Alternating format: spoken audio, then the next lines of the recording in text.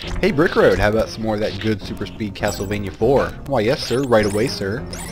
So yeah, this is stage 9, and this is my personal favorite stage in the game.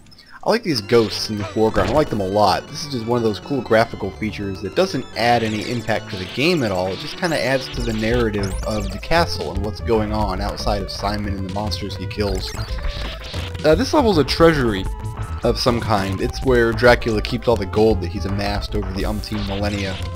And I wouldn't say that it's as difficult as the dungeon level overall, but there are a lot of instant death traps that it sets up with these golden skeletons. They'll whip a bone at you while you're trying to cross a pit, and you'll get knocked into said pit. It has a lot of these crumbling platforms that you can't walk over. You have to jump because they crumble so fast. Memorizing enemy placement and learning the level layout is crucial here, especially this double swing maneuver that I'm going to pull off. If you miss that double swing, you don't get to get up on that ledge and get the crucifix and all those free hearts. But aside from that, just knowing where the golden skeletons are when you're trying to cross these pits and fighting them from off screen like I'm doing right here is absolutely crucial to this level. If I hadn't thrown those two boomerangs and killed that skeleton while I was coming in from off screen, he would have hit me and I would have died. Because the enemy placement changes during the second quest of the game, it means that Stage 9 has to be relearned the second time you play it.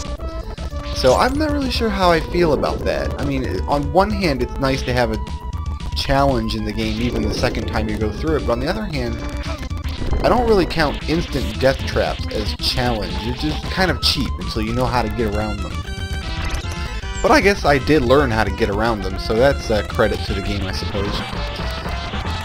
Simon can drown in these gold coins, which is kind of strange, but I'm not going to let that happen. You can pull off a double swing maneuver here too if you're really good, but I always like to just drop down there and grab that money bag. I mean, you know, there's nothing stopping you, so what's the big hold up? This part of the level just builds itself with blocks that fall from the ceiling and just wait long enough to give you, enough ledges to get by. These vacuum tubes in the background, one of them houses a secret area, this one on the next ledge right here in front of me, kind of like the secret area we found in Stage 6, except this one doesn't have a cool NPC ghost and his little dog friend. Once again, all the candles on the bottom layer there are sub-weapons, but since I already have the boomerang, I don't really... Get off me, coffin! Since I already have the boomerang and that's the best sub-weapon in the game, I don't really need to pick any up. Okay, going up this staircase. Take note of my score. It's a 290,000 something. Every single candle in this section of the level drops a big money bag, and every single monster also does. And there are monsters here that drop several. If you're looking to do a score run, to get as high a score as possible, this is where you want to do it. This particular part of the stage.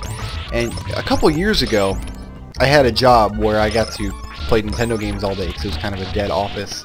Anyway, I set out to try to max out the score, and I decided what I was going to do is use an emulator, of course, and use save states and play through the game without dying up to this point. And then I would go through this part of the level in Stage 9, get all the way to the top, and then die, and then replay it over and over and over until I had one life left, and then I would finish the game and start over in the next quest and retain my score. I probably did this 10 or 11 times before I realized that maxing out that score and getting actually, 100 million points was going to just take the rest of my natural life. But as you can see, you rack up a lot of points there. And when I was doing it over and over again, you get a lot of extra lives, and you can pretty much get through there probably 8 or 9 times per playthrough if you're good. This bat, the golden bat, is probably one of the harder bosses in the game. Definitely the hardest I've faced so far.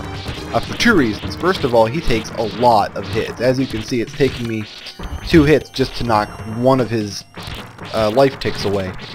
And secondly, because he stays out of reach of the boomerang. So even if I had the triple boomerang, which I don't, I've still got the double boomerang, until he splits into the 3 small bats, he's out of my reach.